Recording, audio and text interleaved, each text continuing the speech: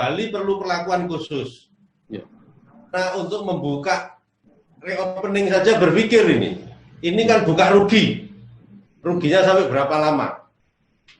Sementara tadi disampaikan Pak Agung Adi, pemain-pemain besar sudah bernegosiasi dengan pusat untuk mendapatkan ya mungkin bunganya atau jumlah permodalan atau apalah. Sementara teman-teman yang ada di Bali negosiasinya dengan kantor cabang yang mungkin tidak berani memberikan proteksi atau kebijakan lebih.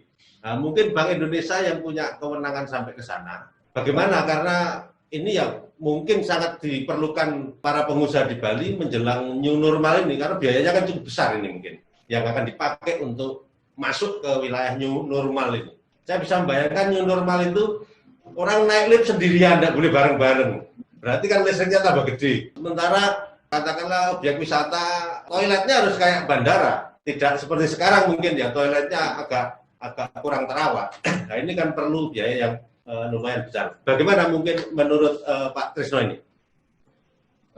Terima kasih. Ini pikiran saya pribadi dan juga sudah saya sampaikan mungkin beberapa kali ya, Pak Gus Hadi. Sebenarnya kan gini Pak, PDRB-nya Bali itu, kontribusi PDRB Bali kepada Indonesia itu kan sekitar 3,25% sebenarnya ukurannya. Tidak terlalu besar kalau dilihat PDRB-nya. Tapi kalau dilihat dari sumbangan Wisman tadi Bapak mengatakan 40%, 6,2 juta, itu cukup signifikan untuk Indonesia, paling besar lah di antara Kepulauan Riau, Jakarta, dan Sulawesi Utara. Memang kita mesti sama-sama Pak. Kami kan ada rapat juga 3 bulanan untuk rapat evaluasi keuangan daerah. Kami juga menyampaikan Pak, terakhir 2 minggu lalu kami dengan Pak Gubernur seluruh Indonesia, Koordinator Bali Musrah, saya menyampaikan bahwa Bali yang paling dalam terkoreksi pertumbuhan ekonominya dan juga Bali yang paling banyak dampak ikutannya baik di bidang tenaga kerja yang di layoff, hotel tutup segala-galanya. Oleh karena itu memang kami juga menyampaikan kepada Pak Wagub juga bahwa sama-sama menyuarakan bahwa istilahnya Bali perlu dibantu ini untuk sektor pariwisatanya ini untuk bisa bertahan dan nantinya bisa siap-siap untuk apabila sudah mulai ada pelonggaran bisa siap-siap berjalan Pak. Tugasnya tentunya dari pemerintah Bali dan juga DPRD Provinsi Bali, dan kami juga menyuarakan kepada pusat apa kira-kira yang bisa dilakukan untuk Bali. Saya kira Bapak Menteri Pariwisata sudah terupdate dari Pak Gus Agung dan dari juga Pak Wagub dan juga dari beberapa stakeholder bahwa memang Bali perlu perhatian khusus. Oleh karena itu, salah satu upayanya adalah membantu bagaimana Bali bisa pertama kali menjadi salah satu contoh apabila Pak Presiden dan Pak Gubernur Bali akan membuka Bali yang pertama kali untuk wisatawan.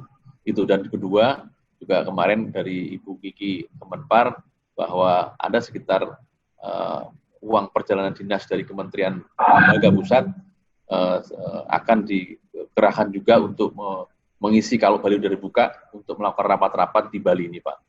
Memang begitu Pak, jadi kita harus sama-sama beraspirasi Pak.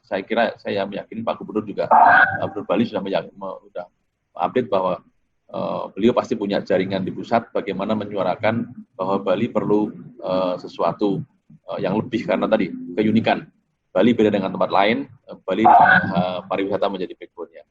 Gitu Pak. Saya sebenarnya juga Pak, DTW tadi, saya bisa terjemahnya bisa daerah tujuan wisata atau Bapak tadi mungkin daya tarik wisata, bahwa daya tarik wisata itu perlu disiapin secara bertahap bagaimana SOP-nya yang standarnya standar ini Pak Menteri Pariwisata standar dari UNWTO itu Pak, standar internasional kalau ada Wisman segalanya. Saya kira kita sama-sama Pak, kami juga selalu menyuarakan bahwa Bali tadi minus 1,14% ini triwulan pertama Pak. Triwulan kedua tentunya pasti akan dalam dari itu Pak.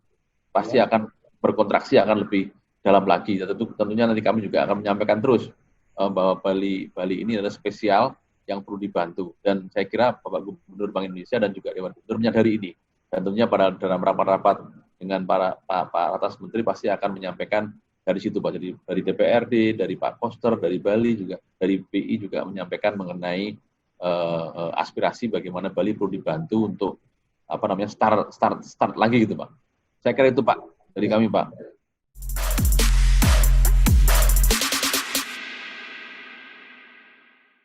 Khususan yang kita harapkan ke pusat.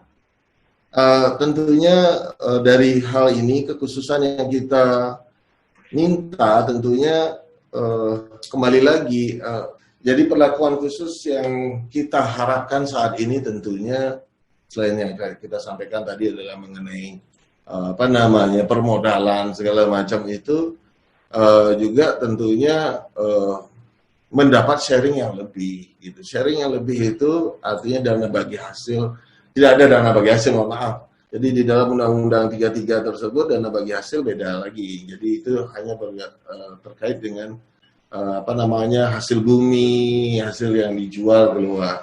Kalau ini kan sudah langsung dinikmati. Jadi pajaknya yang penting kita menjadi kalkulasi yang benar. Jadi pajak yang dikirim ke pusat yang akan dibagikan kembali ke Bali ini tentunya memiliki nilai yang berbeda karena struktur ekonomi yang berbeda, butuh perlindungan yang berbeda, perlindungan terhadap adat dan budaya. Si BI ada berkepentingan si BI ini karena dia jualannya dia untuk menjaga stabilitas mata uang ini. Nah tentu BI juga ikut bisa mendorong juga gitu loh agar bisa kita mendapat kekhususan baik dalam saat ini dalam permodalan juga dalam menjaga adat dan budaya itu.